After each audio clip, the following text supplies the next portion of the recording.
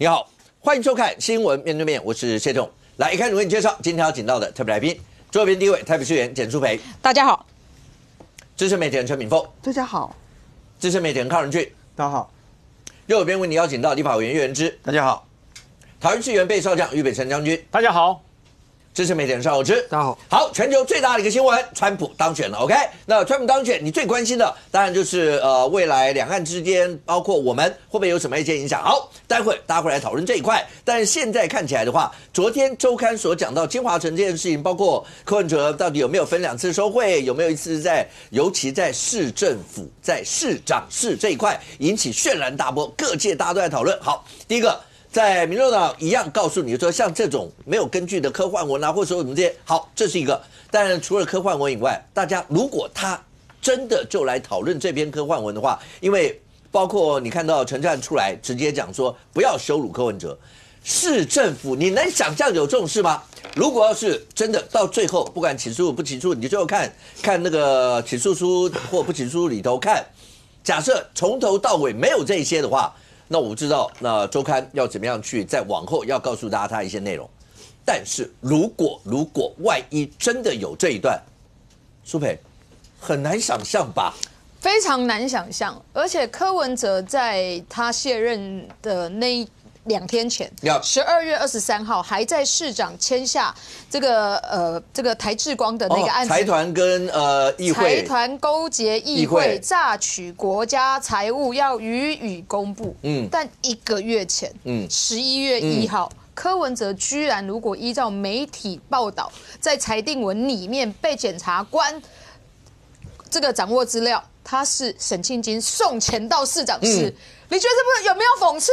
超讽刺的啊！柯文哲一边批文骂人家，一边跟沈庆金收钱，然后拿了1500万，这何其讽刺啊！所以我觉得，你知道吗？今天我问了这个台北市政府秘书处的同仁，所有的人都跟这个民众党的口径一致。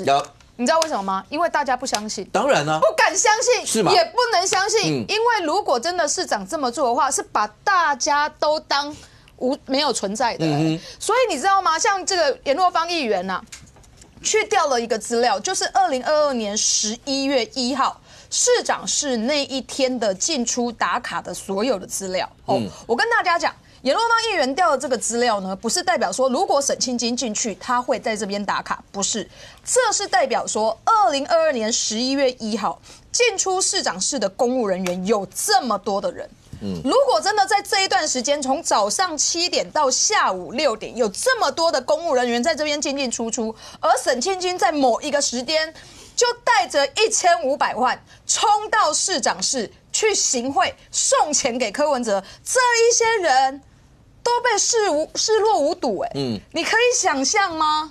我无法想象，我真的无法想象。可是检查这个媒体报道出来之后，除了民众党要开始想说啊，这个不要再羞辱柯文哲啦，科幻小说啦，然后黄国昌说，如果有这些证据的话，早就可以起诉。但我要讲的是说，那柯文哲的辩护律师有没有出来否认这件事情？你说他们的声明吗？对啊，他们的声明上面写什么？写说这件事情应该要无罪推定。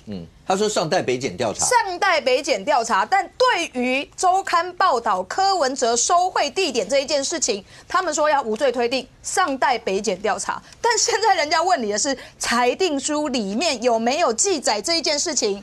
柯文哲的3位律师没有出来讲说没有这件事情，直接打脸镜周刊说你们胡说八道，没有这一件事情，完全没有讲。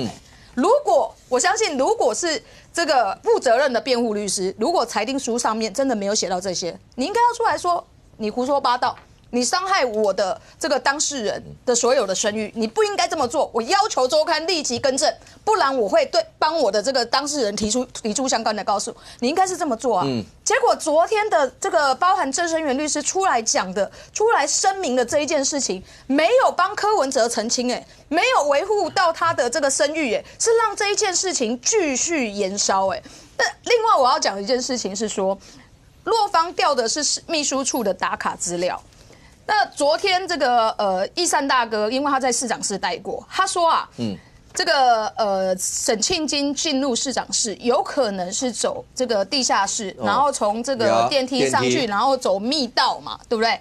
那有没有密道？今天这个游淑慧议员已经出来讲，没有什么密道。不过有电梯，有市长专用电梯，然后我就跟秘书处去要这个市长的专用电梯，在11月1号那一天，到底谁去刷卡？因为我告诉你，这是有刷卡资料的。OK， 柯文哲因为疫情的关系，后来把台北市那时候为了要做人流管制，把所有台北市政府的所有的电梯，以前不用刷卡，后来都变成要刷卡，尤其是市长专用电梯是要刷卡的。那个电梯到底在11月1号，2022年11月1号，到底有多少人去刷的卡？带了谁？这个东西如果出来，就真相大白。有调到了吗？你知道市长蒋万安居然不给我蒋万安市长居然不给我，他说什么？他说这样子因为像洛方这样子的资料啊，已经可能会泄露个资了。然后我就说好，那你不要给我信，你就给我 ABCD 这样就好了。他说 ABCD 也不行。我说 ABCD 为什么不行？我说那不然1、2、3，他说也不行。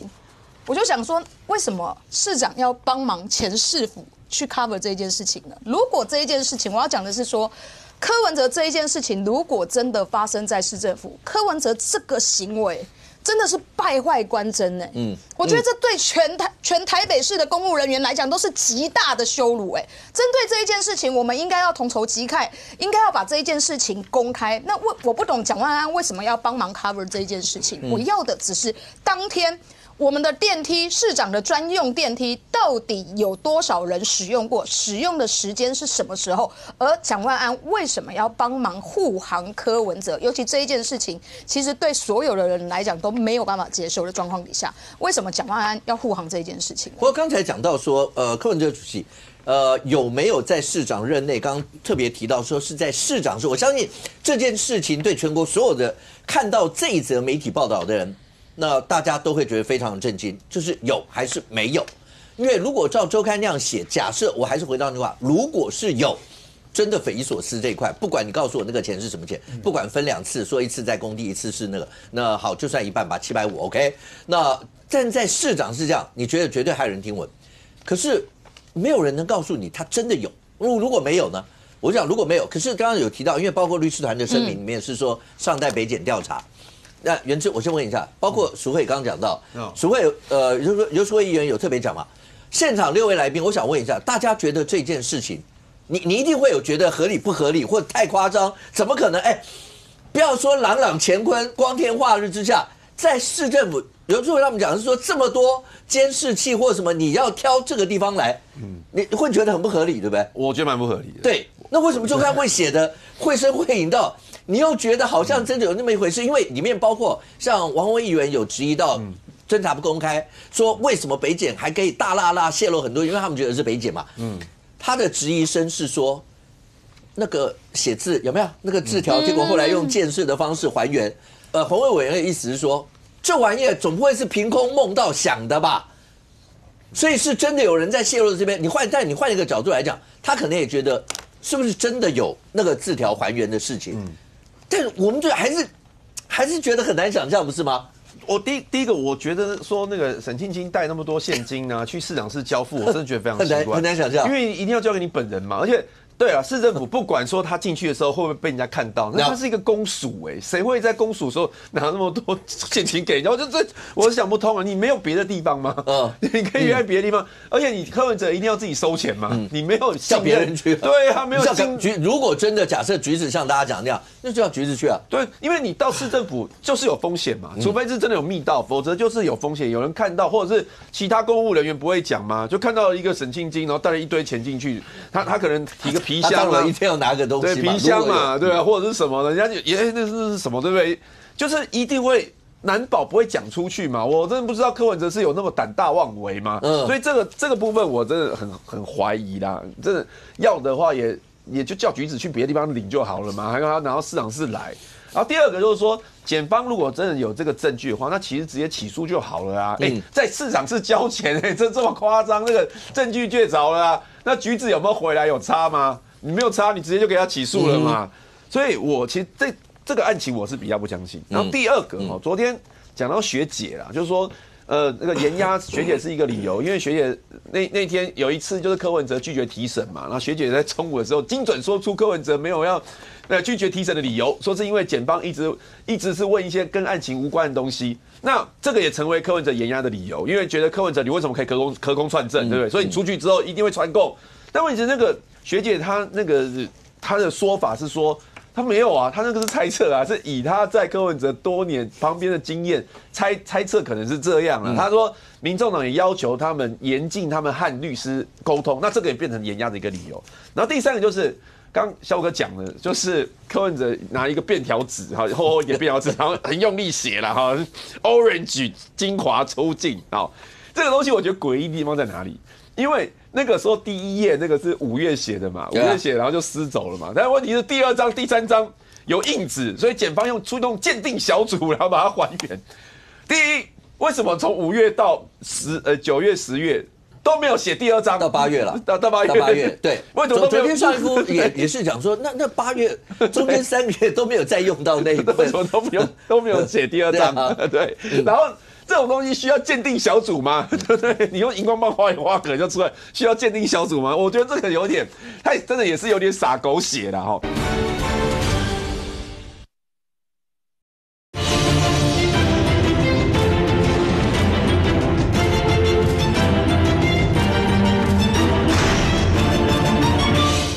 这种东西需要鉴定小组吗？对不对？你用荧光棒画一画可能就出来，需要鉴定小组吗？我觉得这个有点，他真的也是有点洒狗血了哈。那当然，这个事情就是说，王宏伟也质疑啦，说好啦，就当做你写都对了啦。那为什么检方鉴定小组的证据最后周刊会拿到？这也是很奇怪啊。就像那个 USB 随身碟，后来当然大家多半被证实是真实的。那是周刊是 copy 了一份还是干走原版的？对不对？这也是非常奇怪啊。那所以我们之前立法院嘛，吴宗宪他们是有安排一个考察啦，就去那个北检，后来也被有人就解读说，是不是在帮那个柯案施压？没有啦，其实也不可能会去找那个柯案的这个检察官。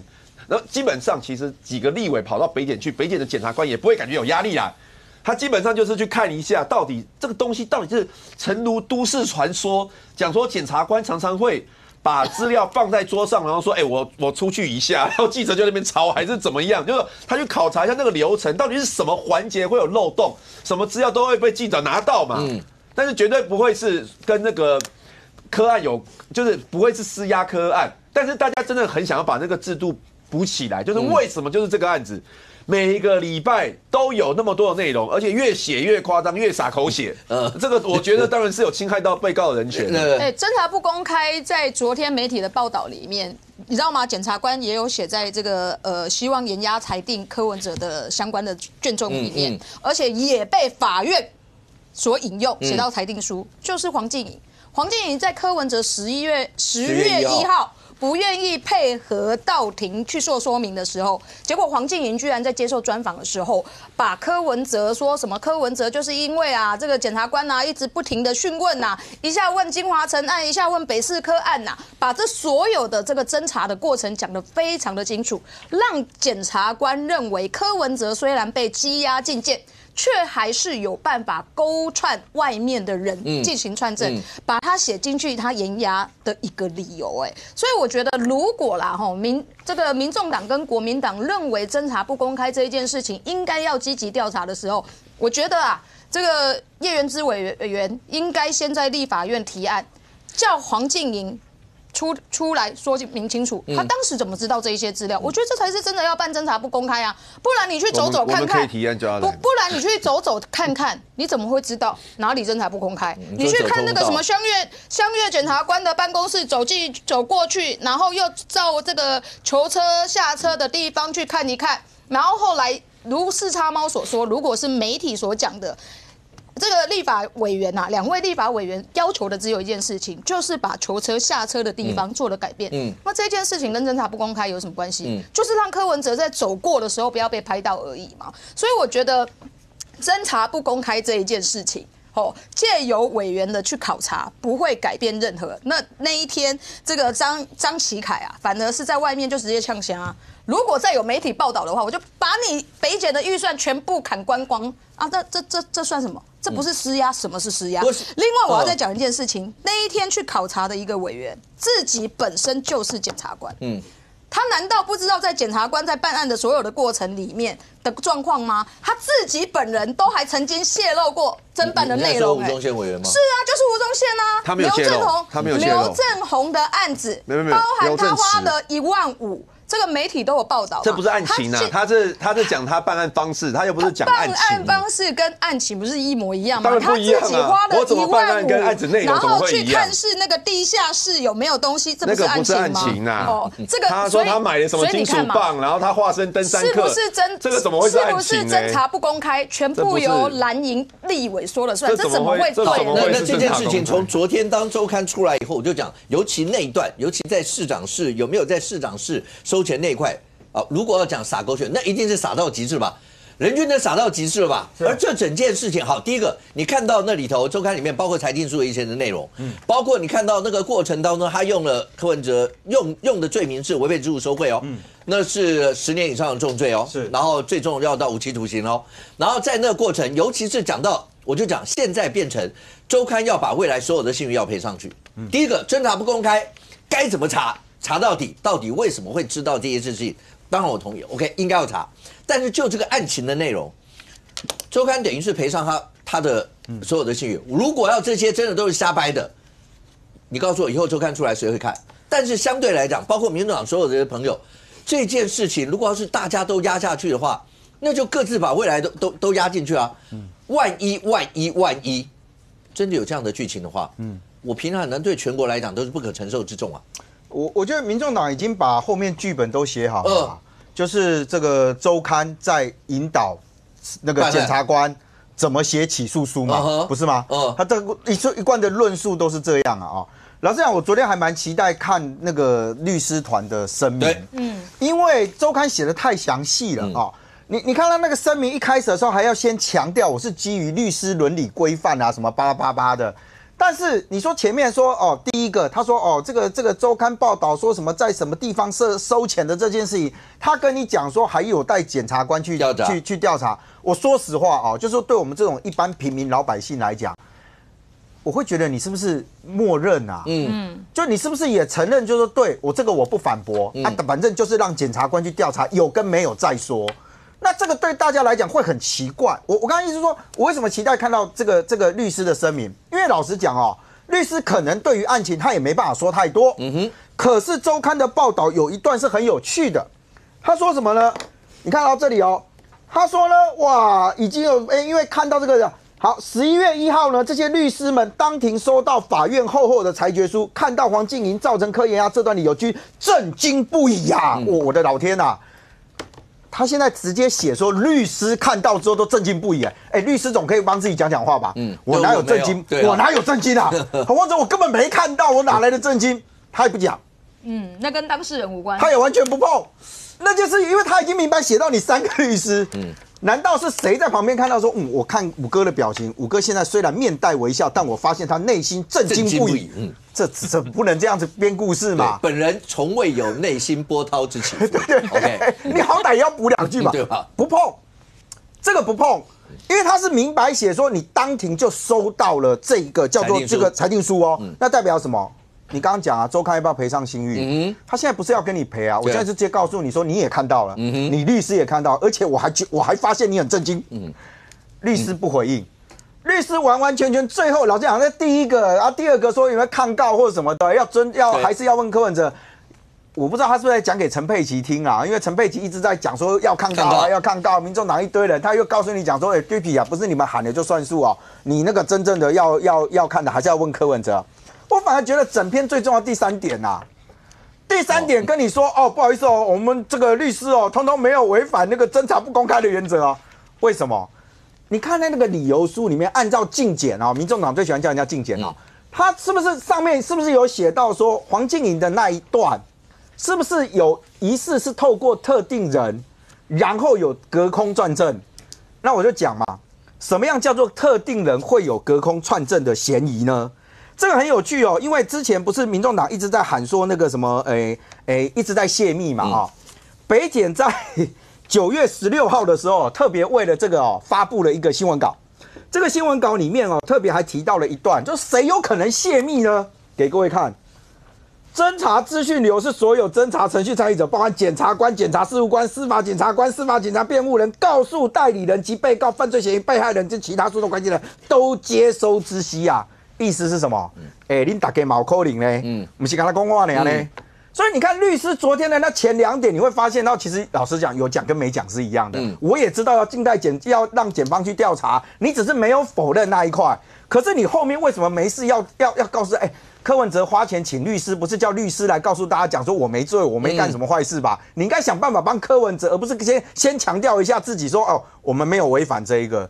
所以我觉得是不是那个裁定书里面让那个律师也感觉到，法官是不是在警告你们呢？你们因为你们最有可能会跟柯文哲的相关人接触嘛，不太可能是检察官去跟黄金颖的那几个，虽然我讲一个就是说他在那个访问里面，他前面有先提一句说，我个人揣测了啊，他说他有讲这一句了啊。那所以我看到有一些人是觉得说不公平啊，他也是猜的，你们也猜的，你们大家公堂之上假设一下。又合法对不对？可是你不是在公堂啊，你的东西被拿到公堂上面去的时候是被检视的。好，他其实具体提了几个就是说他的揣测就是你同父问案嘛但是他讲了一个，你是北四科的，可能先北四科，然后呢后面又拿什么木科，又拿什么？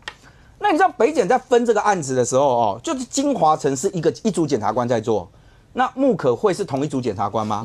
不是。那你其他的这个因为北四科其实还没有进入，我印象中应该还没有正式的说要开始进入到调查阶段嘛那请问不同的检察官在不同的时间去问这些东西，你怎么会这么清楚的知道？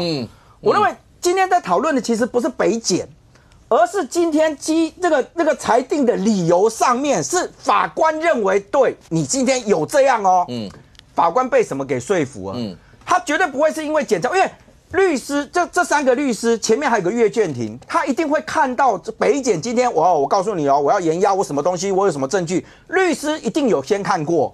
那律师在这一段里面他也没有表达什么异议。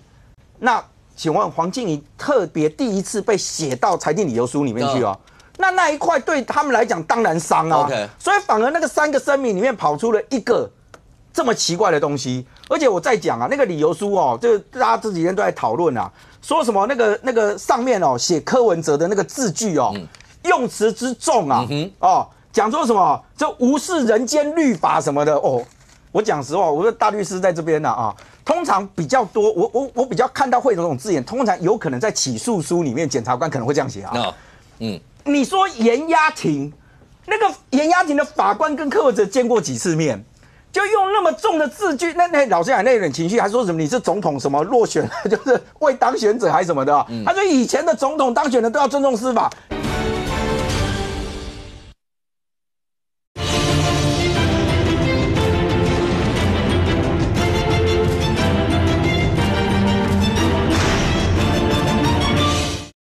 就用那么重的字句，那老实讲，那有点情绪，还说什么你是总统什么落选，就是未当选者还是什么的他说以前的总统当选的都要尊重司法，结果你没有。我很好奇，延押庭上公堂之上，柯文哲你到底跟延押庭的法官有过什么样的对话？我是很难理解了。我不知道这个小弟没出过这种大庭吗？还好你没出过只有为了几个事情有被找去过就是但是我就讲就是说这个的裁定理由书，它特别写到了几个对于柯文哲在那个对于法律之无视，甚至讲说什么好像自己是无视人间律法什么样的人可以无视人间律法？因为这一段好，一般在法院在做这个的时候，它有几种可能性啦。有一种可能性是，他一般这种出来就是检方申请的理由是什么，他就把检方当时的申请书里头的东西列下来，然后辩方的是什么，最后他裁定的理由什么这边。那我不知道是不是在检方当初申请里头就出现了这么重的字眼。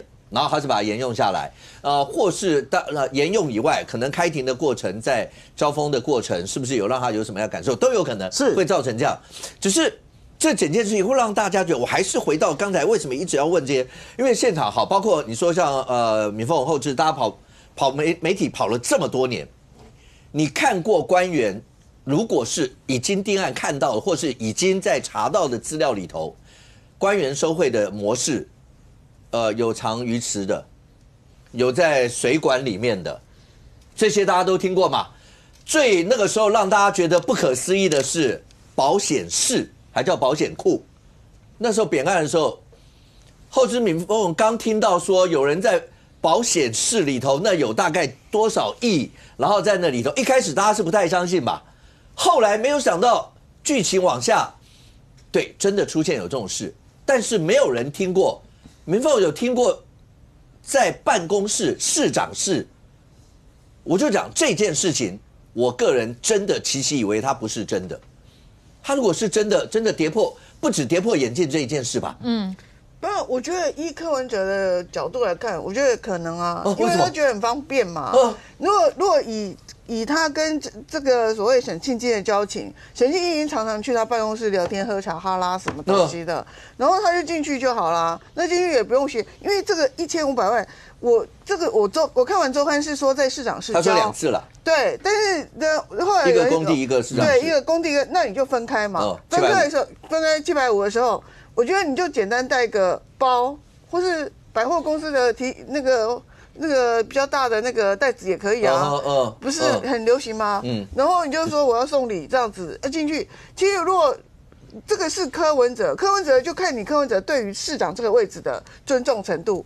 一般人首长是不敢这样做，因为他太大胆了，你知道吗？因为我是收钱，我是偷偷摸摸的在犯罪，我知道我自己在犯罪，我不敢在我的这个官邸或是我的首长办公室里头去收钱。那可是吴淑珍也在官邸收钱，那我就说那可能跟吴淑珍好歹他不是官员，对，虽然对，那所以说，但是你在市长本身官邸收钱，就比如说你图得方便嘛，然后这个工地我碰到你了。然后呢，你橘子下来，你下来一个，沈庆基那边下来一个，然后互相交一下，这样就方便啦。那就柯文哲来讲，大家觉得说他如果这么不尊重他市长的权利，他就有可能。那一般人是不敢做这种事的，因为通常这种东西的话，因为你的办公室外面一定会有一堆秘书啊，什么坐在外面，对，那些秘书虽然看到那个人很眼熟，会常常进到你办公室，但是也心里会有数，说这个人来了，然后那个人来了或怎样，然后呢，然后你发现这个人什么通常不会那么大胆，经过那么多人的目光，然后走进办公室就直接拿钱给他，通常不。对，但是柯文哲我就觉得这个很难讲了哈。但是我觉得这个所谓。像间谍片，好写完以后，那要多大？拖印起来，那要多大力？然后用铅笔这样画出就可以。我觉得这件事情比较离奇啦。所以说，我觉得说你这个律师写的我觉得他的重点是第3点啊。对啊。就是我没有泄密啦，黄敬怡的事不关我的事啦，就是这样啦，就只有这样。那前面这些呢，它就是附加的。那其实他这种写法呢，就是安全的写法，因为他可能也有看过这个裁定书，他一定看啊，他一定看过，看过，对他看过裁定书，可能觉得市长是收钱是真的，但是那个画铅笔不是真的，可是他不能说。你周刊的内容里面某一项是不对的，哪些是真的，哪些是对？那我写这个是不对的话，说我不是印证其他是对的吗？所以他只好第一个就是含糊嘛，然后就说含糊带过这个什么你们这个事情我不知道啊，你们这随便写我不管啊，怎么样？然后呢，第2点就是这个柯文哲要不要抗告，也不是陈佩琪说了算，也不是民众党说了算，是柯文哲说了算啊。那基本上。因为彭振声跟朱雅虎都提抗告，沈庆基好像都被驳了嘛，所以我觉得这个代表柯文哲他大概不会提抗告，因为抗告一定不会过的嘛，就沈庆基不过了，然后这个彭振声也没过，彭振声的罪更轻了，他怎么都不过，他怎么会过？所以这个律师呢，第3点就是拜托你们。黄敬怡的事情竟然列在里面，那黄敬怡的事情不是要找我不知道是谁讲的，可是黄敬怡的事情很可能就是律师讲的。不是，就一般人直觉会觉得，像刚刚人局讲，因为他们跟他们比较有接触，但他就告诉你真的不是我。对，但是律师是不是直接跟黄静莹讲？不见得，可能律师跟民众党里面的谁讲，可是也不行啊。也不行，不行啊！对，当然不行啊！对，也不行。所以说，但是问题是，这个实际上面是有可能的。就是说我在跟你交换这个案情，或者跟陈佩琪交换案情的时候，我可能会有类似的谈话。但是呢，我的澄清是，你列的是黄静莹，所以我就跟你讲说，绝对不黄静莹的部分绝对不是我讲的。至于我有没有私下跟别人讲，你们列进去，我就不算犯罪啊。那重点就是。你们不要再找我了啊！我投降了，所以呢，这个叫做什么？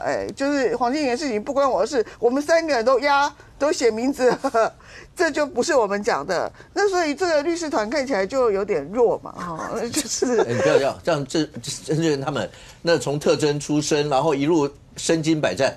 我昨天在前面有讲过，其实那个里头的那些内容，如果一般来讲，好，第一个，我相信他们在做这个时候也要顾虑到。我讲了什么东西，你们会不会说律师在？当然，因为他第一点就直接讲周刊，镜周刊讲那个什么拿钱地点曝光，他直接夸起来，意思就是我是针对那一块。像那部分我再讲一次，谣言是没有侦查不公开的问题的。就是我如果当承办律师一路到现在，我从来没有听过有人在讨论或检方有问过在市长室收检，如果从来没听过，表示。这篇如果你这样写，在我的认知，如果认为是谣言，那是没有违反侦查不公开问题的时候，我就一定在里面讲说，从承办案件到现在，从未听闻过有关于市长收钱之事，恳请北检针对此事出来直接予以驳斥。我可以这样讲嘛？对啊，我当然一定这样讲，因为我从头到尾都没有听过，我就没有违反侦查不公开哦，这点一点都没有。谣言有什么好侦查不公开的？如果就像我们讲有冷钱包。我从头到尾，我在辩护过程就没听过有冷钱包，你们大家讲成这个样，北检你要不要出来说说话？我可以大声出来这样讲啊。所以你这个辩护人的声明跟民众党的完全不一样，完全就是相反。民众党现在就是朝实力打，觉得你们对吧？那所以说科幻文，所以说大家会觉得说辩护律师跟民众党比起来就不勇敢了嘛，对不对？他可能比较理性，其实这个才是正常的嘛。那所以说今天又传出来说他去找那个趁起人。庆起人找那个什么洗钱的或者是怎样，那是不是反洗钱的？反洗钱啊！对，办洗钱的检察官啊！对，他以前是办洗钱的。对啊，然后他喜欢在脸书上写本宫怎么样，那样子的一个气派。那个人就是说，那现在就说你是不是要加强律师团的这个部分？这个是加强陈佩琪的，还是加强说？你柯文哲本身就有被问到洗钱的问题了，才需要去找庆起人。因为你通常你心脏病，你会去看心脏科啊。那如果说你是洗钱或是这个对价的话，你才会去找这种律师嘛。那你现在是不是要加强这个律师的阵容？那这个东西就会变成说，大家就说，这个好像有往外扩，还是针对陈佩琪的部分，他那个 ATM 的洗钱，或是3个子女的这个部分，是不是也要加强这个律师团的这个阵容或是内容？这样，因为你这个本来这位肖律师是加密货币也是加密货币的专家嘛，可是后来发现好像不够用，所以这个律师团这个东西我们是有待观察，是不是暗示这个案情呢会有一个往外扩？因为说实在的，里面在问什么，我们实在是外面人不知道。但是你去请律师的动作会泄露一点，泄露一点，说我们现在要面对的问题是什么？所以我觉得这个很可能。或者我刚刚讲说，跑这么久的新闻，看过各种样式的一些方式，但这个如果真的照这里面讲的话，太匪夷所思。可是刚才敏凤刚讲另外一个就是好，你说像这是媒体报道说，陈佩琪跟黄珊珊一起在拉斐尔国际法律事务所，这个事务所是反洗钱咨询闻名，就是检察女侠庆起人那个时候，包括办扁案那些的时候，他好像还有飞新加坡，然后去中间有去协调过一些的事情，然后这些现在每一次都要写的会声会影，目击者还说，他们2个人毫不避讳，在电梯口跟顾问团队讨论到洗钱对价等关键字。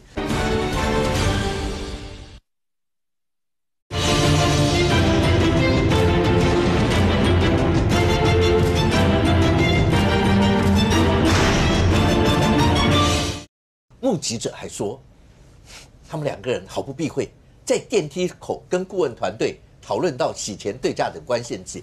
不是我为什么要在电梯口，然后跟他们直接讲，那你觉得洗钱这个？我说我也没有办法讲，后者很难想象，对不对？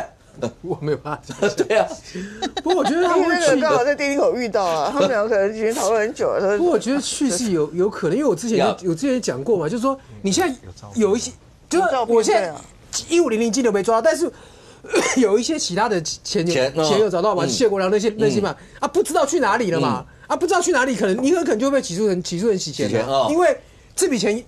人家承认有给你，人家说要给民众党，对，然后你民众党也没收到，柯文哲的账户里面也没有，因为如果有可能就是政治献金嘛，只是你违反政治献金法，可能要没入，可能要罚钱之类的。但是如果没有的话，你就变成洗钱嘛。所以我觉得检方，我觉得以检方来讲，他顶多这样的起诉里面没有，除非他找到金流，不然没有这条也是很奇怪。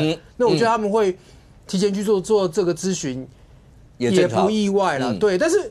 说市长是收钱，我真的是比较没办法想象了。我因为虽然周刊看起来都不是空穴来风哦，就是说，就他前面有一些报道，从律师的反驳来讲，好像也不是没听过这件事情。但是我为什么要在市长室收钱？而且这第一个就是说，沈清金这个人到市长室本来就敏感。其实我相信，按照刚刚议员那个表去调，一定调得出来沈清金那天有没有来。但是他说。不是，就调到电梯内。我是说，按照这个表的人，每个人去问一下嘛。你先来，我们来看到沈清金来嘛，对不对？已经调到在市长室的打卡记录了嘛，对不对？每个人检调如果愿意问的话，每个抓来就知道沈清金那天有没有来嘛。但是比较麻烦一点，就是说你即便证明他有来，也不见得能够证明他收钱了。是。好，但是那个地方收钱其实不太是一个好场所啊。我听过很多，他当然不是个好场所。我听过很多高铁收钱的什么之类的，到尤其市长室，因为市长室。里外秘书很多啦，那高铁是丢钱，没有收钱，没有收钱的，另外一个姓林的，然后那再一个就是说，按照周刊写，这是他说分2笔，对啊，那2笔就跟2022 10月1号1500不符嘛，我怎么会前面收了一笔，隔了半个月之后，没有隔半个月，一个是2020年，一个是2022年。动工的话，应该是10月19。对，210的部分是重新送都委会讨论的时候。2020 10月18跟11月11号，对，10月19号跟11月1号。如果是这样收的话，我就不会写1500啊。我应该分2笔，我应该分2笔记啊。对，这个看起来是有点怪啦。那我觉得。黄静怡那个东西，我讲实话，我觉得，其实那个时候，检调要查其他案子，我们媒体不是也在讲吗？对不对？媒体也在讲啊。你说一定要很早就传出来说柯文哲有这种抱怨，说你们都是东问西问，然后问一大堆。不是第一次的时候，记得吗？第一次那天就讲说柯文哲在里面讲说，为什么从头到尾你问了？就一直在问其他案子，没有在问计划者。那时候第一个讲的是黄国昌嘛，但那时候大家就已经质疑了，谁跟黄国昌讲的？那时候大家就已经提出相关的质疑了。然后这个刚刚厚芝讲说那个交钱这一件事情，我觉得另外有一个疑义的是，这个钱啊，11月1号是小沈亲自亲送哦。到市长室亲送，这其实也很匪夷所思。因为如果要送钱，很多人都是用白手套，当然，对不对？然后结果他不是透过朱雅虎哦，他是沈庆金亲自送给柯文哲，因为他太显眼了，所以说这东西看起来不合理啊。就是说，应该就是依照过去的例子，应该是地下室车厢打开就是放，人家搬个16太多地方可以约啦。你知道他去市长室，我觉得有点，而且柯给人家印象又不是那种八面玲珑、交友广阔那种。你说如果是比如说某一个就是很四海的人去见的这些人，你不会觉得什么？问题沈庆金跟柯文哲看起来就那个风格就不搭嘎嘛。是吗？人家去过桃竹影园那么多次，那是现在大家知道啊。沈庆金很海派，不用柯文哲，不用海派。我告诉你，如果新闻没出来之前，你相信柯文哲去过桃竹影园吗？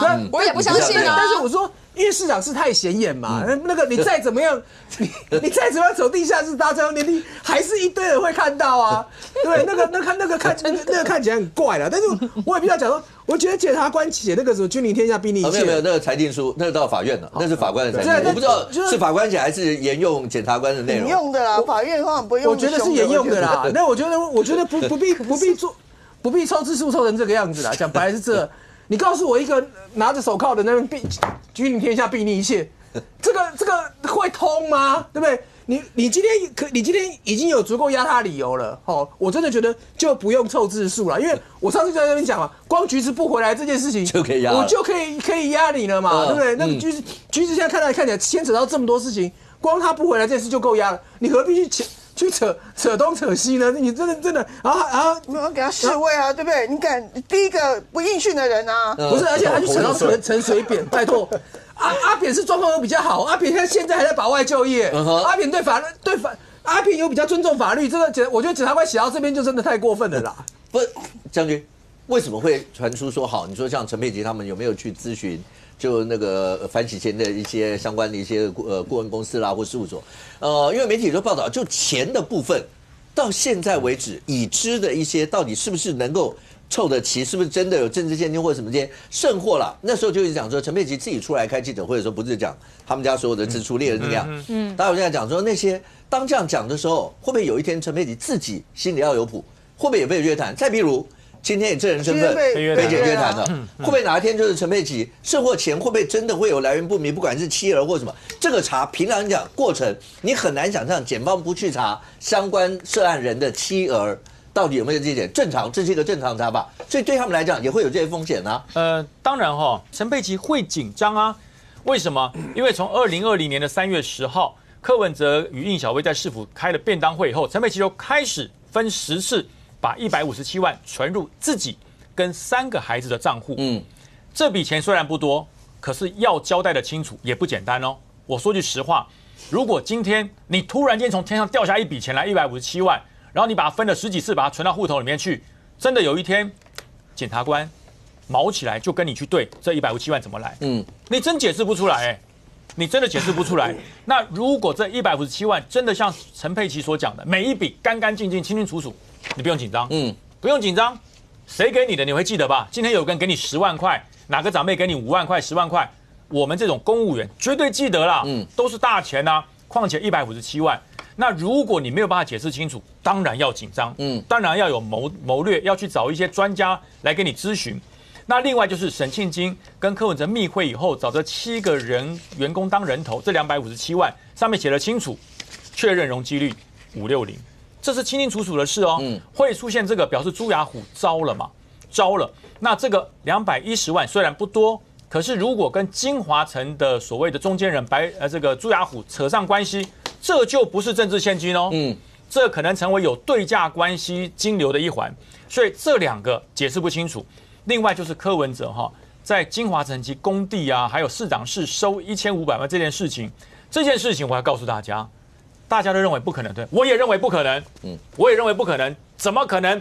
沈庆金大包小包，例如说，他如果分2次，一次也750万，对啊，750万也好几包吧，那沈庆金不会大包小包提了十几盒的茶叶，这些要给市府的同仁喝茶用的，你提10几盒茶叶就怪嘛，那除非你有一条路径是不需要经过秘书的，我不知道市长室有没有这种通道。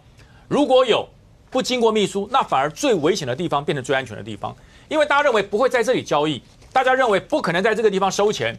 那么如果台北市的市长室有一个楼梯，有一个电梯，是要避开所有警卫。如果有这个地方，那这个地方太安全了。我不知道，昨天是张义善在节目里面讲，因为他当过市府的，他在市府任职那时候，他说就是那个电梯啦，他说那个电梯是直接上。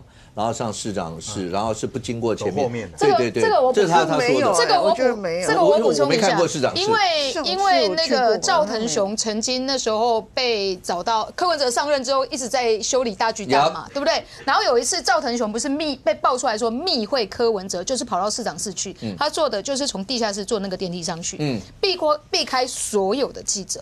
那一个电梯其实是被掌控的，就是它不是所有人都就你讲说要刷，对对对，要刷的那个部分，那也是几台电梯里面的一台而已啦。对，你出来还是要经过那个，但它不是完全什么监视器拍不到啦等等的，但监视器拍得到。但柯文哲担任市长的时候，所有的监视器他在控制，所有的画面他全部他掌控嘛，所以有没有可能避开所有的人？有一个电梯可以避开所有的人，那他有没有可能有从旁边的门直接进到市长的办公室，不经过秘书也是有可能的。所以这个当然这接下来要继续进行调查。对，我就是讲说，如果柯文哲的市长室他只有一个进出口，你无论谁来都要经过，因为长官的房间在里面嘛，对啊，外面有秘书嘛，外面还有主任嘛，要层层进来到长官室里面。那如果他不是唯一的途径，有第二个途径，外面这一群人反而帮他作证说我没看到，反而帮他作证我没看到。所以说，如果有这条路径的话，那么柯文哲的市长室反而变成最安全的地方。所以我才讲周刊所揭露的这些消息，我认为不会100%的正确。因为如果100%的正确，那就泄露消息来源，它一定会有一点点出入。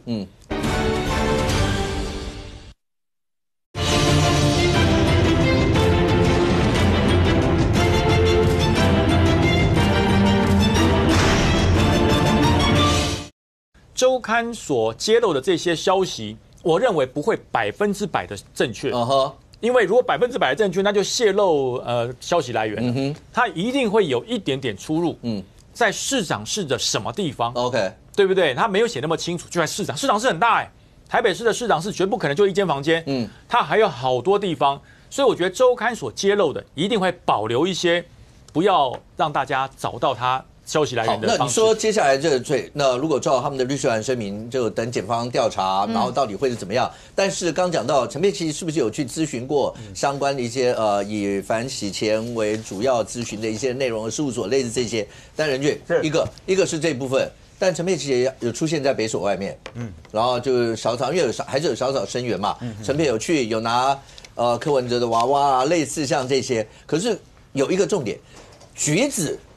看起来橘子大概真的短期间不会回来了，所以包括很多讲是不是在澳洲，是不是在连另外的对万纳度都被提出来了，是为什么会提到这么多？我先讲陈佩琪啊，老实讲，我觉得看了，我不能讲用心疼这2个字，我没什么资格讲这个话了啊。但是我相信对小草来讲，他们应该觉得很心疼。当然是因为陈佩琪到北所外面，他说这个是因为他当天去的时候是柯文哲羁押满2个月，是他说他本来以为期待是认为可以看到柯文哲，然后他就非常失望。那他手上的那一个呢是柯文哲娃娃，说是自治者送给他的。他说这一段时间里面，因为他非常思念柯文哲做捷运啊什么都是一个人，那就只好看着这个抱着这个娃娃，感觉上好像柯文哲，意思就是说他在他身边的那个概念啊。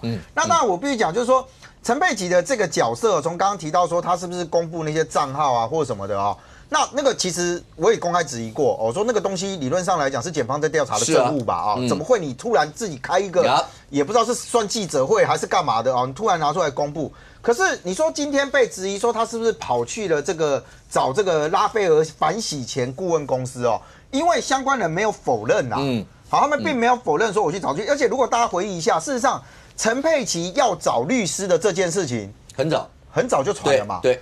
那其实会传就很简单嘛，因为你的身份，老实讲，你虽然不是北市府的员工，但是你是柯文哲的配偶，然后你在过去一段时间又一直不断的强调你们家的金流巴拉巴拉的，都是他在处理财务方面的问题，而且他还讲说柯文哲就听到钱就不耐烦啊，什么什么之类的嘛那所以当你这些你跟柯案是不是有直接的相关？我认为这个你很难最少有个间接相关吧这个没有可以否认嘛所以他说今天跑去了这个说去找这个应该是拉斐尔反洗钱顾问公司，因为这个检察官对不起这个主持人庆启仁他很特别，这是他在网站上面他们自己的介绍他们自己介绍，那他这里面还特别提到说哇他是针对吸金啊这些是有这个专长的嘛那特别是包含到这些说复杂案件被经本事务所提起在议之后检察署就命令起诉了还有炸弹银行什么当事人就可以获得减刑而相关说他在反洗钱的这个东西是有专长的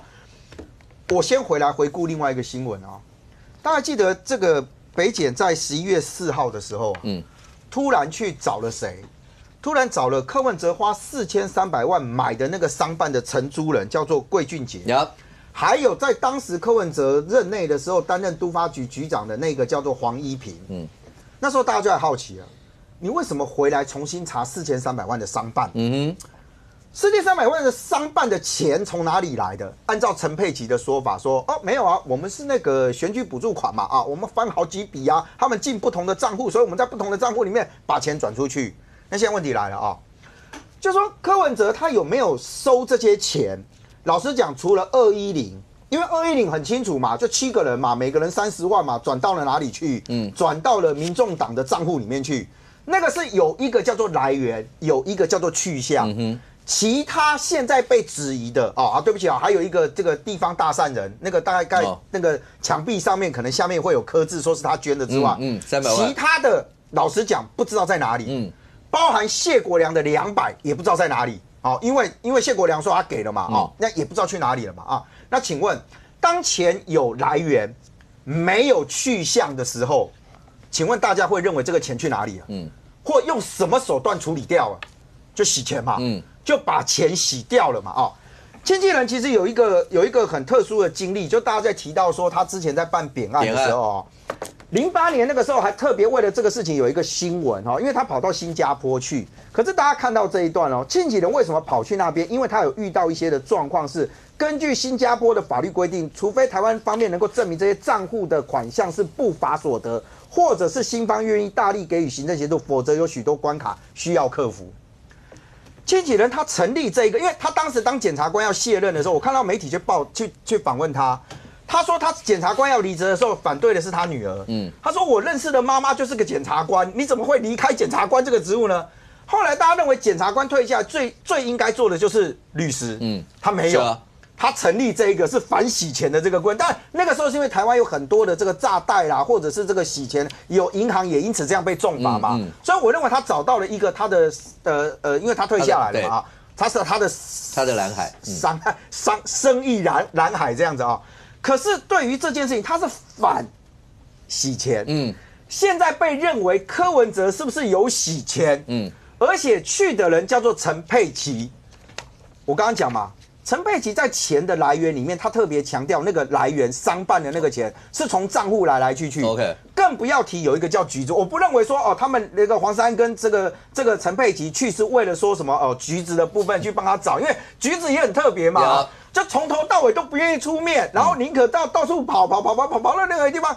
现在传出一个叫做万纳度万纳度大家都在讲说他有一个这个什么黄金护照应该是这样，因为万纳度它本身之前受到那个风灾完了之后，是它受损非常严重，所以他们就想出了一个方法，就是说那这样好，我们卖护照对不起，我们卖护照这个字因为过去我们要移民要拿到别人的身份或什么，你要么就技术移民，要么就投资移民不然你就结婚生小孩，然后依亲嘛但是呢，如果你要技术移民、投资移民的话，门槛通常有的都很高。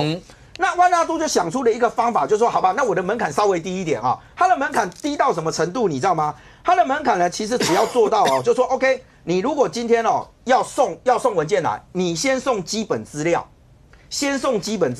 你看它的申请的流程其实还蛮容易的。第一个，提交客户基本资料申请书审。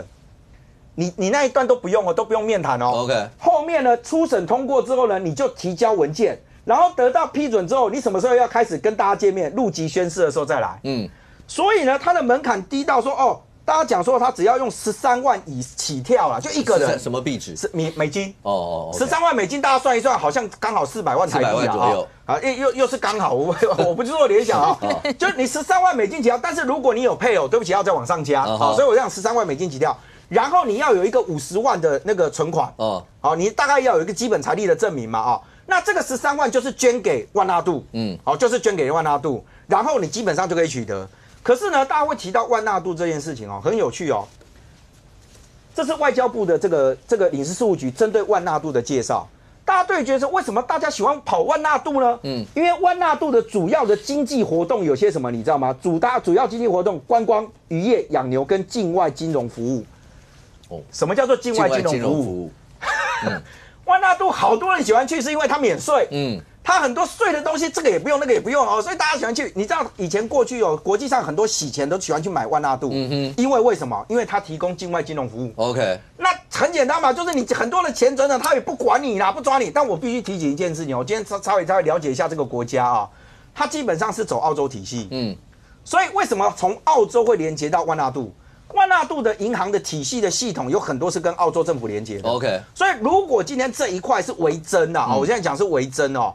如果你今天讲说我今天用司法案件下去办或什么的，可能对其他国家来讲会有难度。可是因为澳洲本身它在反洗钱的这件事情上面，我印象中中心有设在澳洲，所以如果今天检方这一些有认为说，哦，你今天有可能其实涉及到洗钱的时候，你向澳洲政府提出协助，希望他协助，他基本上很难避，他就会很难避。那再凑巧到今天说，刚好2个人出现说去找这个反洗钱的这个顾问公司，我就讲啊，新闻的发生基本上很少会有突发性，通常都会连续性。从柯文哲一开始找到一个叫做虚拟货币的专家，检方找了一个检察官说对这一块也有专精，再到现在说，突然这个相关人有人跑到这个地方去的时候，你很难让大家觉得说他们有没有预判到未来有可能在洗钱的这件事情上面是会成为琢磨的，因为庆启人现在开的这个公司，他不是以挂律师为主要的哦，他是以反洗钱作为他的商标。如果刚才讲万纳度的那一块，将军可不可以很简单？因为我印象中朱国荣那件事，大家讲神港骑兵嘛，朱国荣那件事，对，朱国荣后来弃5亿的保金，对，是弃保5亿哦，对，中间是不是他有拿到万纳度？有哦，对，他其实他是像就是讲坐桶子跑的了，他不是坐飞机跑，他坐游艇，偷渡的，那当时他的案子是重金来交保，对啊，5亿啊，总共加起来几个案子5亿，所以表示当时这个检察官是认为他可能会跑，当然，否则不会用这么高的这个，但没想到5亿他都觉得不在乎。对一个神港骑兵来讲，5亿跟他未来东山再起，应该东山再起比较重要，因为朱国荣是经历过大风大浪的人呢，他曾经在中国也是被追到台湾来之后，然后这个以反共义士之姿变成有台湾身份证，有中华民国身份证。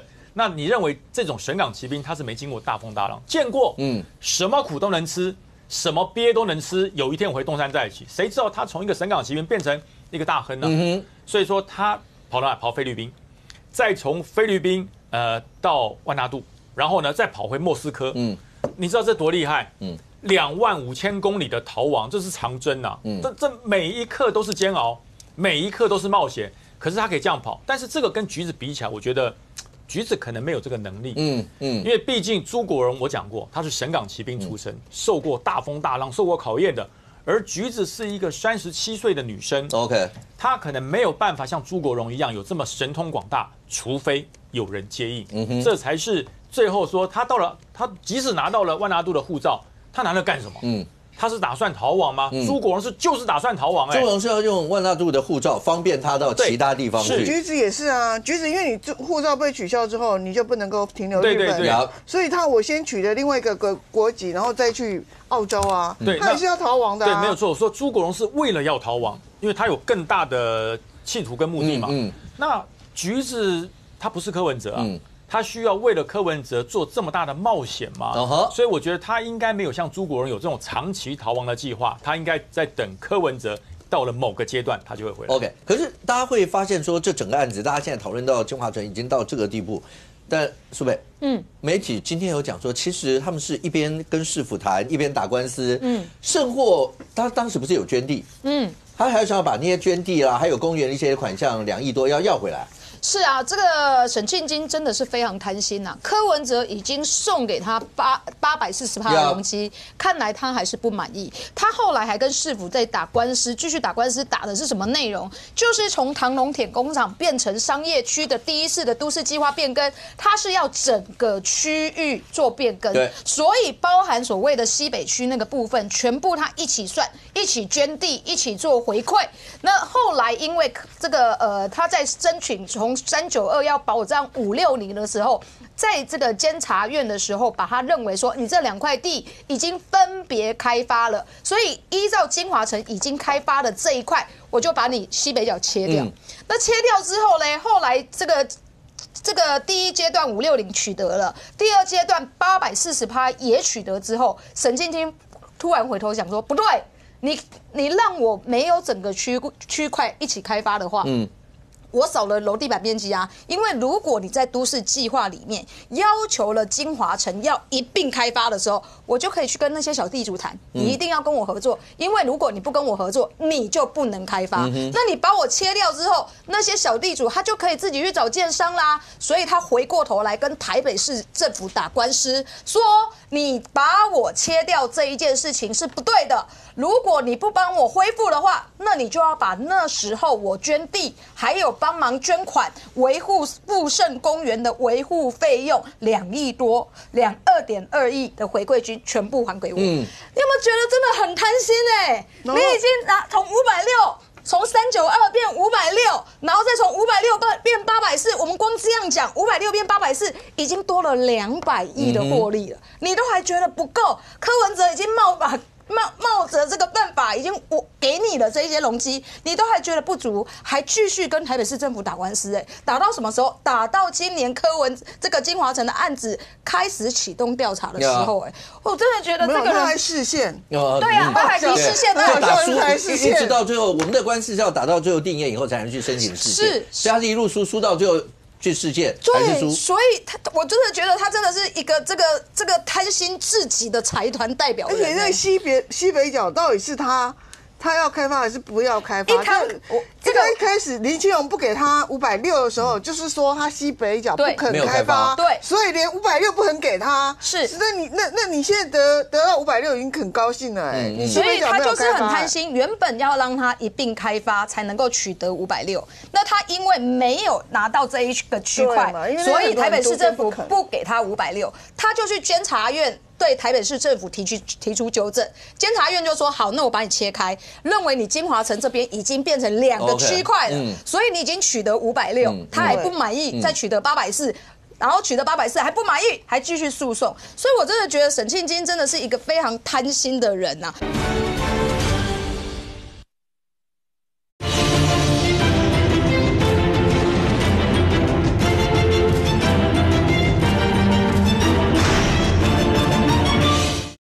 所以我真的觉得沈庆金真的是一个非常贪心的人呐。但是为什么台北市政府要这样配合，才是非常有趣的嘛？那今天还有一个就是说朱雅虎其实在整个申请的过程里面这包含检察官有记录到说，他朱雅虎跟应小薇的通话记录有讲到先前协议。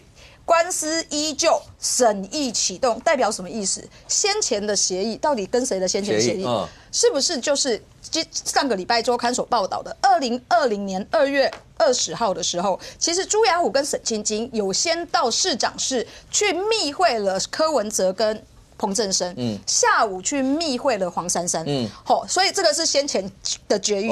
然后官司所有的行政官司依旧，然后审议启动。那如果都是的话，那包含今天这个朱雅虎传讯息，他汇了210万之后，传的讯息给了3个人嘛，包含李文忠，包含蔡壁如，包含张哲阳。蔡壁如跟张哲阳今天都被检察官约谈，是不是就是要去巩固这一件事情？那如果是的话，那2月20号密会的黄珊珊是不是也即将进了？不过现在看起来的话，这整件事情，当然你说检方在侦办，那就算柯文哲被延押，那最多你在检方来讲，还是有2个月。这2个月里面，检方到底最后能够拿出什么样的一些东西，尤其在起诉书里面能够写到怎么样？但你看黄鸿昌讲说，其实对他们来讲的话，总是像他说有绿营的超级大佬打电话给他们说，你们一定要挺住这第3势力啦，或者什么。绿营谁可以称超级大佬？有人是蔡安跟我同姓啊。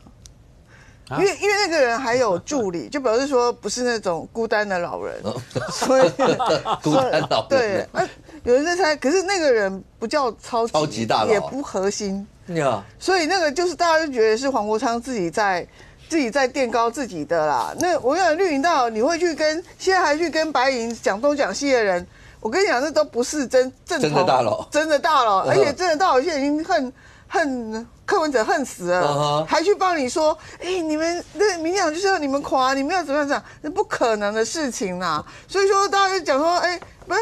那你说还常常批评，那我以为是沈富雄，人家说不是沈富雄，沈富雄已经不算绿营了。对啊，沈富雄怎么会算绿营超级大佬？对啊，所以说他们就讲他们在讲说是一个创办网络新闻的大佬，然后那个板上就有网友讲出那3个字，那就跟我同姓，那我也不晓得是不是那一个人，因为那个人在当时的立法院院长的时候，他的确是要促成白绿合，所以说这个人对于黄国昌来讲，他可能还有这个所谓的跟黄国昌所谓还有话可以讲啊。那我觉得如果你是正统绿营的话，大概就跟白营的人大概就没什么话好讲，尤其是跟黄国昌这种。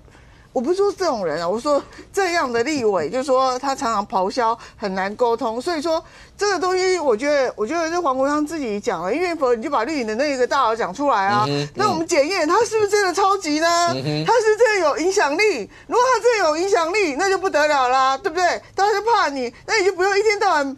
这怕这个什么赖清德抓人啊，或是怎样？如果有这位超级大佬在的话，我觉得这个东西就是，我觉得这个民众党可能要改选了，可能这个权力核心呢，可能要增强。其实如果照这样看，黄珊珊呢其实是跟柯家夫妇最亲近的人，只是他如果这个媒体是对的话。连陈佩琪去找刚讲那个拉斐尔那都是他陪的。对，然后你蔡壁如因为2020的那一次总统大选得罪了柯妈妈嘛，因为柯妈妈是要他儿子去选的，然后他觉得是蔡壁如劝他儿子不要选的，所以蔡壁如才会跟柯这个疏远，所以说这个东西，但是因为黄珊珊现在被这个，所以大家就觉得说，最有希望的人是这个所谓黄国昌，所以黄国昌要不停的放话说，我自己我有一些什么样的管道，然后我讲怎么样，然后我可以痛骂北检啊，然后还有禁检这样子，那他就可以凸显他自己。可是言之现在看起来的话，民众党跟柯文哲的命运是完全绑在一起的吗？未来起诉与否，或起诉的罪名，或是我捏，跟民众党之间他们的未来，真的已经是密不可分了。我觉得还有黄国昌啦，因为我觉得就是有一票人就是不喜欢蓝也不喜欢绿啦，所以他们还就是把他们的希望寄托在民众党，所以现在寄托在黄国昌身上。对，因为我觉得柯文哲要再出来从政，真的可能性真的不高了。你觉得他没有未来了？就是说，如果要选总统，因为这一次他的钱的问题就是搞得非常复杂嘛。以前他的人设就是跟企业是绝缘体，不会搞那些钱。那现在就算他没有贪污啦，我说就算了没有贪污，就是没有说收贿的部分，但是因为跟那么多人拿钱转来转去，其实这过程当中也是会让人家觉得说好像跟你讲的不太一样。所以他到时候出来竞选，我觉得别人要攻击他的点是蛮多的。那当然大家就那。小草们就可以把柯文哲供在那边嘛，他还是一个神主牌啦，他为了民众党的发展，遭受到那么多的委屈。但是如果要出来选举的话，可能就有其他战将出来。那我觉得黄国昌确实是在小草们心中是一个战神，我觉得确实是这样。像以前我一直认为说台中那个江河树好像是在台中应该是跟蔡壁如比较好，可是现在。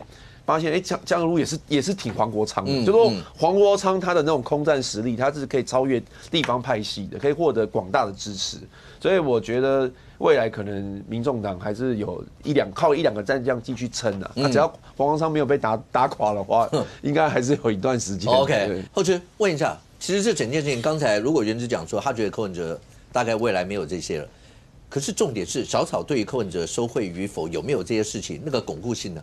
他们还是觉得他清白的吗？因为最近那个进电视公布一个民调嘛，然后进电视好吧，公布了一个民调说，他们就是有77%的民众党支持者认为他没有图利嘛，然后认为15%的认为有，那他这个比例是没有图利的下降3.8%，有图利的增加3.5%。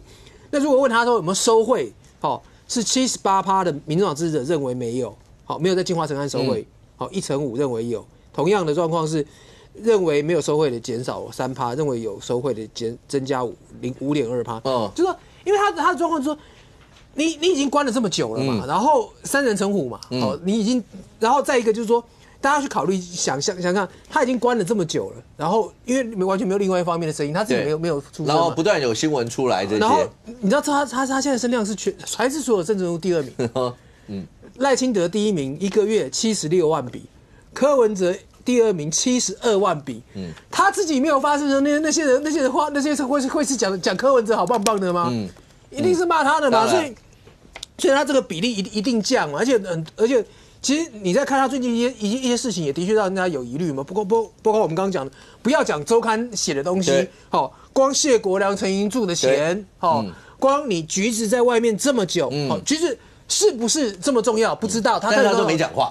对，那就你好歹写个脸书说，连这个都玩弄哦，对啊，连这个都没有，因为已经吵成这样。你看一开始的时候说我是 nobody， 这个事情跟我无关，我不讲话没关系，已经吵成这个样子了，所以。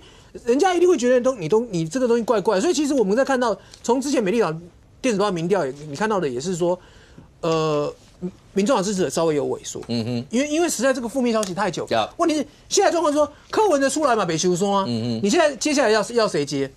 你让黄国昌接吗？黄国昌接不出事才有鬼，对不对？为什么黄国昌接不出事？他声量很好，他今天声量很好，没有错，他也那个在捍卫柯文哲这一块。在撑起民众党这个招牌的时候都没有问题。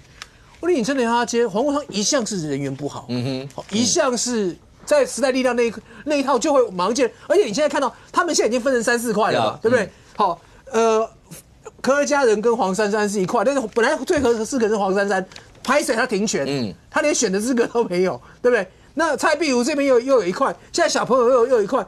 你告诉我黄国昌是能够协调这些的人吗？一定不行啊！所以他们现在状况说，谁接都会出事，谁接都鸡飞狗跳，这才麻烦啊。OK， 在国内大家在关心所有这包括金华城这个案子的时候，国内政坛所有的事好，包括总预算好，总预算还是没有办法复威。可是除了这个以外，今天你如果看新闻，今天一大早，元之，你们是一大早佛脚攻击吗？有财划法这件事，有没有攻击？而且你的声音有一点是在现场喊的吗？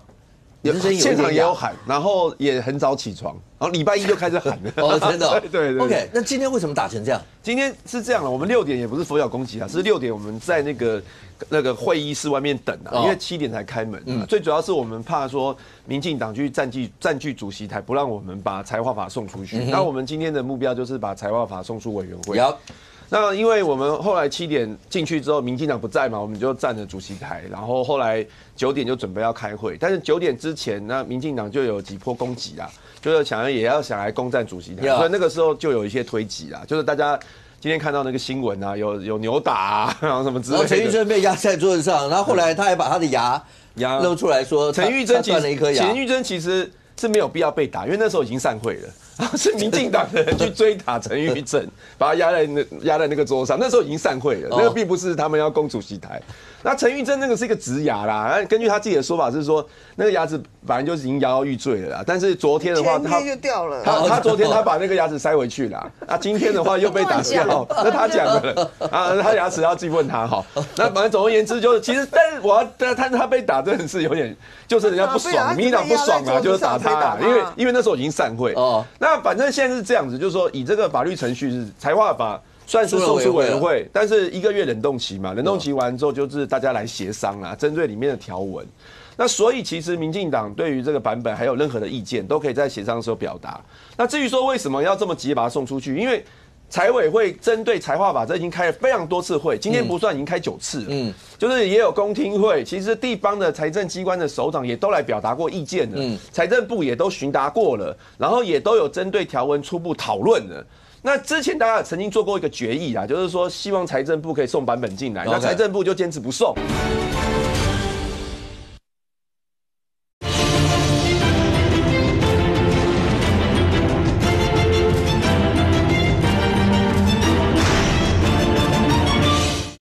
财政部也都询答过了，然后也都有针对条文初步讨论了。那之前大家曾经做过一个决议啊，就是说希望财政部可以送版本进来，那财政部就坚持不送。那所以其实一直拖再拖下去，就是也是没有办法过。为什么？因为民进党他就是不想要让这个版本过。那现在民进党又在攻击啊，说那这样中央做社福都不用做了吗？没有，其实地方也是拿这个钱也是在做社福啊，也是在做教育啊，只是说财源可以自主，就不用说好像每次我们要用什么钱都要看中央高不高兴，他高兴给你你就做，他不给你那这个也会有就是蓝绿之分啊，其实有的绿的县市就会拿到比较多啊。来。我必须要讲哦，财划法要不要进行修正，可以理性讨论哦。那刚刚原知委员一直讲的就是说啊，民进党啊恶意的杯葛啦，好像这个委员会其实都已经妥善的讨论过啦。但是今天民众党怎么说？民众党黄珊珊今天讲，他说国民党为了减少讨论的时间，把法案送出委员会，国民党只花了3分钟。就把国民党的财划法送出委员会，接下来就是冷冻1个月，全数保留政党协商，这怎么会是一个理性的方式？刚刚讲的22个县市，多少的预算要进行调整，要怎么样分配？如果每个县市的立法委员坐下来好好的谈，我觉得这是好的啊，这也是应该可以的。可是连民众党都说国民党不要讨论。3分钟就把自己的版本送出委员会，这不是我讲的，这是黄珊珊说的，这是黄珊珊说的。朝野协商他都可以来讨论。没有，那委员会存在的意义是什么？已经开很多，真的开很多次了。委员会的存在意义，如果一次都没开的话，就真的不对。都已经开了10次。今天打脸国民党的不是简舒培，不是民进党，是黄珊珊。黄珊珊说，国民党担任召委，不让法条进行讨论，然后礼拜一就乱过一次。礼拜一那一次，我觉得最好笑的是，陈玉珍身为召委，直接就说这个礼拜一的会议散会时间是12点，然后晚上6点的时候就说休息，什么时候要再重新开会不知道，他就被拍到去什么喜来登吃饭。然后后来什么时候复会不知道，所以就变成大家全部在那边等到最后，然后又打成一团。我觉得这怎么有这是财划法的讨论吗？然后今天发生冲突之后，你知道陈玉珍又继续作秀，他身为一个召委，就说啊，他被绿营打啦，打到牙齿都掉了，出来开记者会，说自己的牙齿被民进党打掉。结果昨天我在友台跟陈玉珍委员做视讯的询问的时候，你看陈玉珍委员的嘴巴这个地方就少了1颗牙，为什么要作秀嘛？为什么要演戏演成这样嘛？如果真的是为了地方政府的财政预算，有需要演戏吗？陈玉珍委员，我问你，有需要吗？如果不需要，为什么要演这一出？好好的讨论不行吗？连民众党都说你们没有好好的讨论，是刻意的杯葛。这件事情我就没有办法回复。OK， 那财划法接下来呢？接下来反正因为出了委员会，那接下来到了院会是怎么样？好，那它财划法关系到全国 ，OK， 那到底未来会是怎么样？可是全世界今天最大的一件事，明凤，要恭喜川普当选了吗？我讲得出恭喜，我基于礼貌只好恭喜啊，但是我内心非常恐惧，好不好？就跟世界其他各国一样。这个就是大家都在害怕。对啊，本来就是224比267维持了很久，后来威斯康星州一开出来之后，它就变成277了，就过了270了，就过半数了，过了270，所以它就是我是你们第47届的总统和45届总统。对。然后他就说啊，我很高兴大家都团结在一起，我们将创造美国最黄金的时刻。然后呢，这个我会为你们而战，让美国再次伟大，这是老话了。那他的新话是说，我们现在终于可以结束过去4年的分歧了，我要让美国团结在一起。好，这个东西才是惊人之语。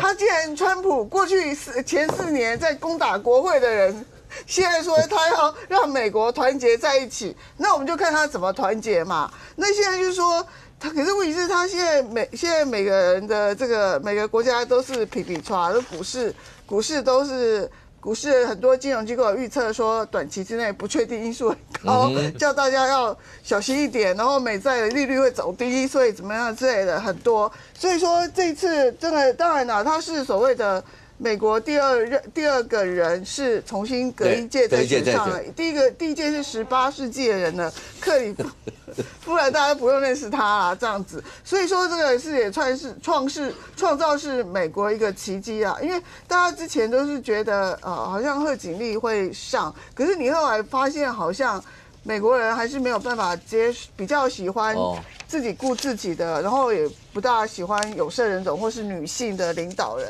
然后所以他这个东西就有那问题是这个整个他要团结美国之后，但是他可能会世界开战。他根据他开出来的东西呢，第一个就是中国，他取消跟中国永久正常贸易的伙伴，然后呢要加税，税率要高达60%，然后他的欧洲的盟友也不放过。电子类呢要加税50%，非电子要加税20%，然后日本、韩国也是一样，电子类的通通是40%，韩国20%，然后其他呢巴西啊、澳大利亚、加拿大、俄罗斯通不会放过，所以他就是说，他的一个概念就是你们的电子产业都是从我们美国偷走的，所以他就是针对所有的电子产业，然后多次点名我们的台积电，然后所以大家就觉得说这个台积电这个可能这几天可能政府要那个什么基金啊，要多注意一下台积电，免得台积电跌太多怎样？那所以说这个这样的结果，我觉得很多人应该都不能够接受了。可是问题是他选完他就是当选了。可是朱立伦很快就发声明了说OK 恭喜。可是我觉得。欧洲也有发声明说，我们还是会维持我们自己欧洲的团结，但是大家都预期他对于亚洲部分的区域的这个的联盟的观念，会有所变动，或是对于跟欧洲的结盟方式也会是不是又回到他执政的前4年，都跟人家吵架这样子，然后所以这个目前这个整个局势呢，就是处于一个不确定的因素啊，这过程当然就是非常的迷离或怎样。现在只有对民调也是起起伏伏的，只有对的大概就是那个非常有名的538的民调，他一直都说是川普赢。对 ，OK。但将军，大家最关心的是两岸关系，是就会不会有什么？因为川普也讲过，不是什么保护费啦，什么类似那些，韩国也面临到这个，我们也面临到这。那未来这一次大选，川普当选以后，到底两岸会有什么变化吗？我一直在回想4年前川普落选，那时候好多台湾人很焦虑，真的啊，台湾人很多人很焦虑，因为那本来就是我要补一个，对他的这个参议院也多数，他不对像拜登那么衰，对，他是全面都过关，对啊，所以我说4年前川普落选，我记得身边好多朋友说，完了，糟了，这拜登是亲中的，你看他儿子跟中国的关系，那么这4年不是走过来了吗？那我认为啦，美国任何国家民主选举都一样，它会有很多所谓的选举语言，必须要激起对他有利的方式。那川普跟拜登最不同的，拜登叫做拉帮结派，川普叫做一锤定音。你要跟我比，对不对？金小胖来拿出按钮看谁的大颗。这2个做法不一样，但是我相信方向不会变了。等于说，对于美国的利益，对于要跟中国对抗的利益是不会变的。那么很多人说，那么未来在军售啊或台海安全会改变？我给大家看一下，这个是美国已经签署了海马斯火箭 ，11套在今年都会到台湾，已经开始在换装了啦。另外的18套在明年也都会到，那这是不会 delay 的。我要告诉大家，这是什么？这是攻势武器哦。海马斯火箭不是防御性的武器哦，它可以打。它的火箭弹可以打70公里，它带的导弹可以打300公里，它摆明的就是攻击性武器，卖了就不会收回，只会卖更多。按照拜登的说法，要收保护费嘛，这个川普的说法，收保护费，那就会卖更多。然后我再讲到，这是美国目前来他们的主流的想法，就是美国的一个所谓的攻势主义者，就鹰派的啦，鹰派的一个学者叫做米尔斯海默，他说，如果台湾被中国侵略，美国会跟解放军打战。对，他是鹰派的。那他的说法跟川普的说法就有点像，就是你敢做什么事，我就打北京。这川普都讲过的。然后，到底台湾好不好打？我告诉大家，美国曾经想打过台湾，大家觉得美国怎么想打过来？2次大战。在2次大战的时候，1944年，美国曾经做了一个叫做铺道计划。什么叫铺道计划？铺道行动就是他要把台湾拿下来，然后透过台湾去打日本。后来大家不知道为什么没有这样做？如果这样做，那可能台湾会流血很多啊。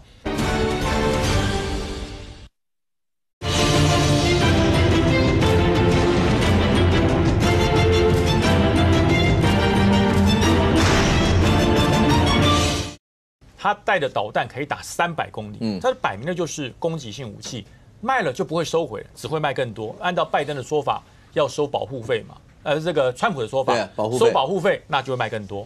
然后我再讲到，这是美国目前来他们的主流的想法，就是美国的一个所谓的攻势主义者，就鹰派的啦，鹰派的一个学者叫做米尔斯海默，他说，如果台湾被中国侵略，美国会跟解放军打战哦，对，他是鹰派的哦。那他的说法跟川普的说法就有点像，就是你敢做什么事，我就打北京，这川普都讲过的。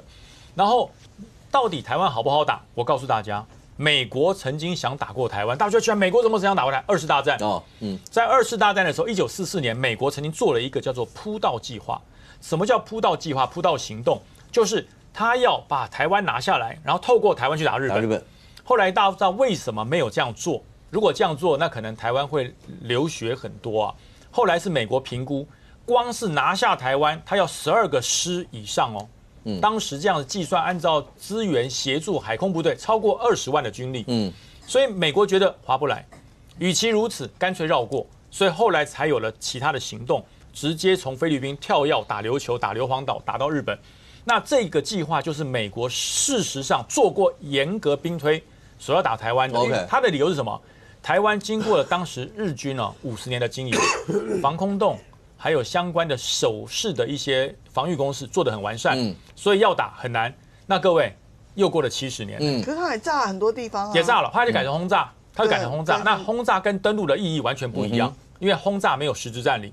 所以说，美国的想法就是按照现在的做法，他当年要12个师，美国在2022年。华府的一个兵推，因为在俄乌战争以后，他做了一个实际，中国要登陆把台湾拿下来武装统一，他的估算比当年1944年多了多少？各位猜猜看。当时说12个师，他这个估算是50到200万的士兵，才能攻下台湾。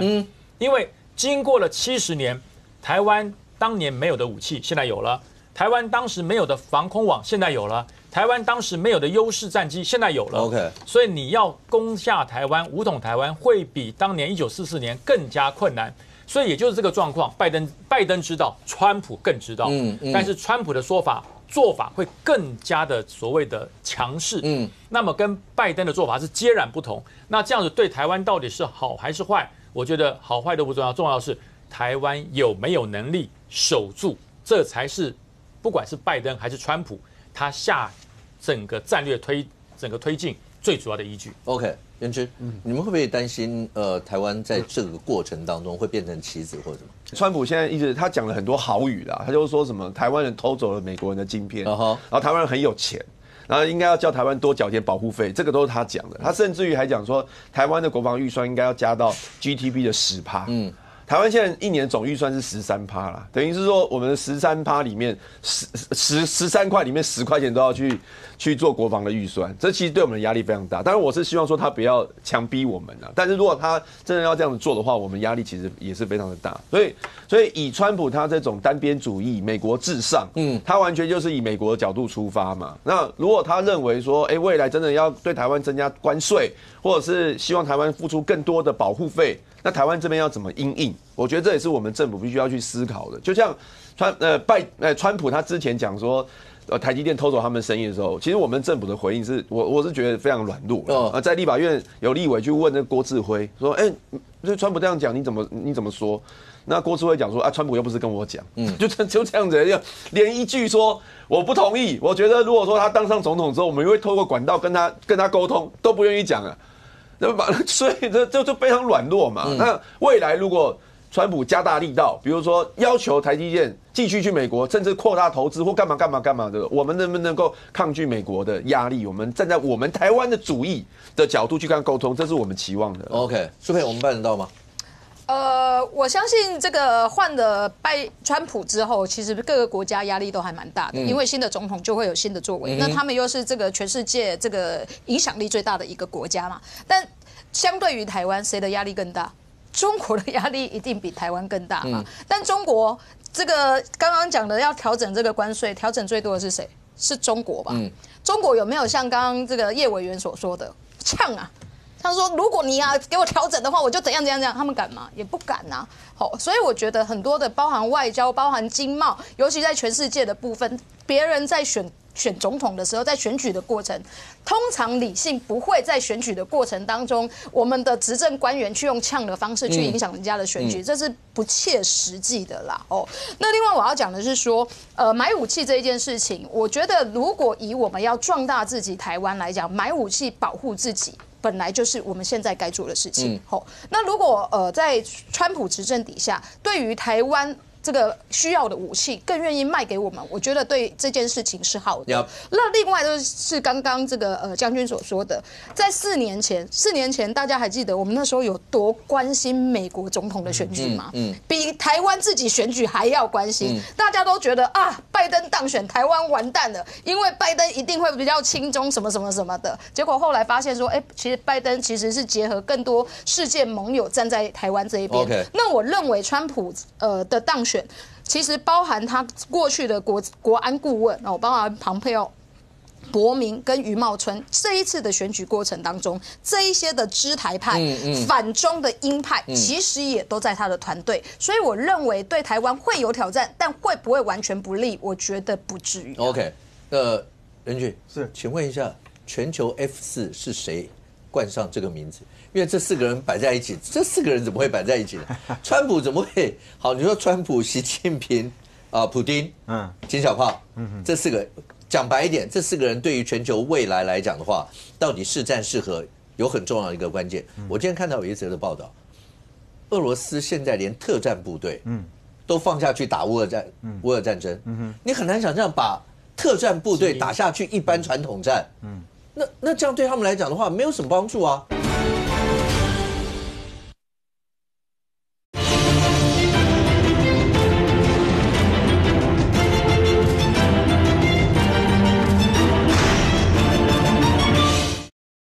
川普怎么会好？你说川普、习近平、普丁、金小胖，这4个讲白一点，这4个人对于全球未来来讲的话，到底是战是和，有很重要的一个关键。我今天看到有一则的报道，俄罗斯现在连特战部队，都放下去打乌俄战争，你很难想象把特战部队打下去一般传统战，那这样对他们来讲的话，没有什么帮助啊。为什么要这样干？我讲那个 F4啦，基本上前3个没什么问题啦，就是全世界里面现在看起来最有权力的男人，那3个应该算有啊。但金正恩放进来我也不意外，因为他最敢打，因为他可能东西没有很好，但是我敢打，对，有钱没有用，敢花才是真的。是啊，所以动不动就发射了但因为今天这个确实让大家会关注到，就是说美国总统大选出来之后。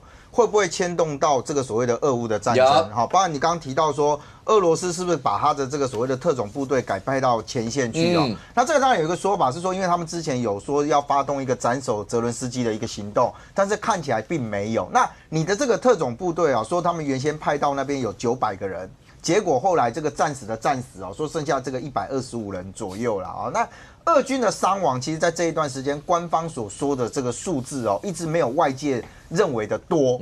那这个其实对俄罗斯来讲是会有一些的压力的存在但因为这一次比较特别，是因为川普一直在强调，就是说他有本事，如果他选上总统，对，要结束俄乌战争，对，然后那个普丁会跟他联络。你知道今天有一个那个之前报道水门案的记者他就出来他就说他有跟这个川普的前助理联络，他说川普事实上卸任总统之后跟普丁最少通过7次的电话。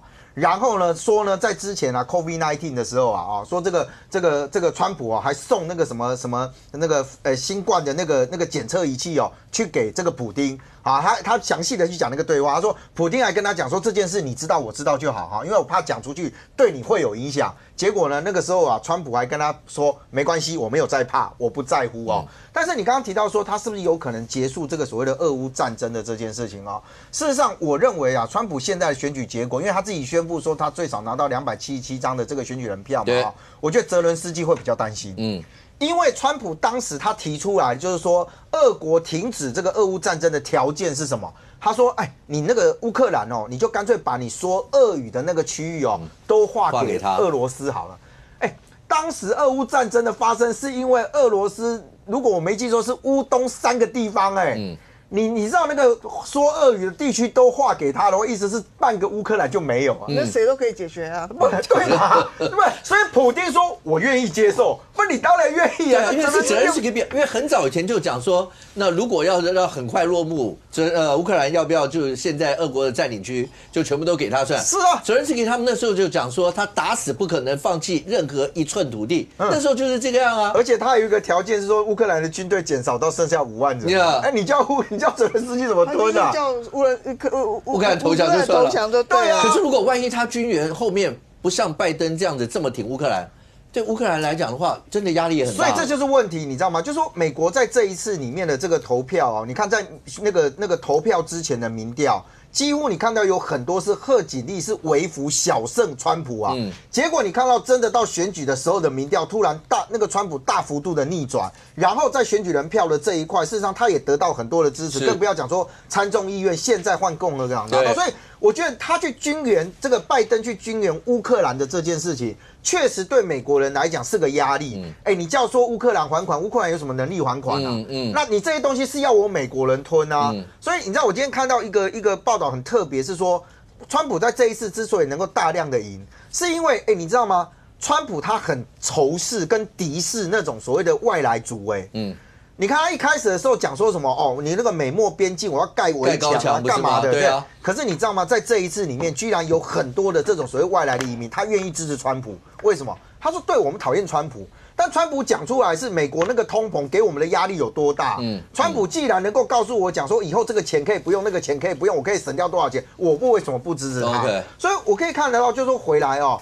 就说最近这一段时间，你看像拜登啊，说今天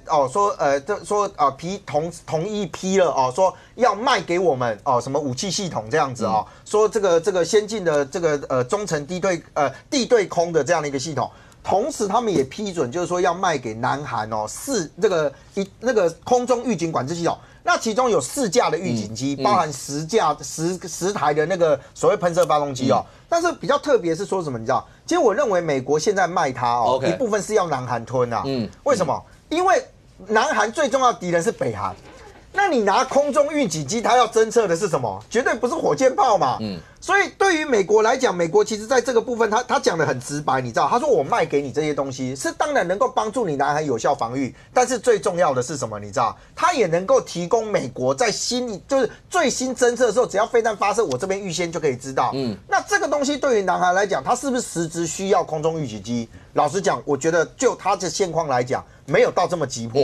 那问题是，美国现在用这个方式强迫你买。所以大家现在也在看啊，川普如果进来之后，他不只是刚刚提到说我国防预算要增加，如果未来美国再跟你讲说，那我愿意卖你这个，我愿意卖你那个，你敢不敢跟他拒绝嘛 ？OK， 川普确定当选了。川普当选以后，在当选以前还记得吗？我们讲全球各国都筹组一个叫应变小组，就是万一川普当选，包括金融、包括军事、包括各方面到底会是怎么样？那现在川普当选了。那世界各地大家要怎么样的因应？那包括我们自己中华民国台湾，我们要怎么样去面对川普当选以后的局面？我们大家拭目以待。非常谢谢现场所有来宾，也非常谢谢观众您的收看，谢谢我们见面，我们明天见，拜拜。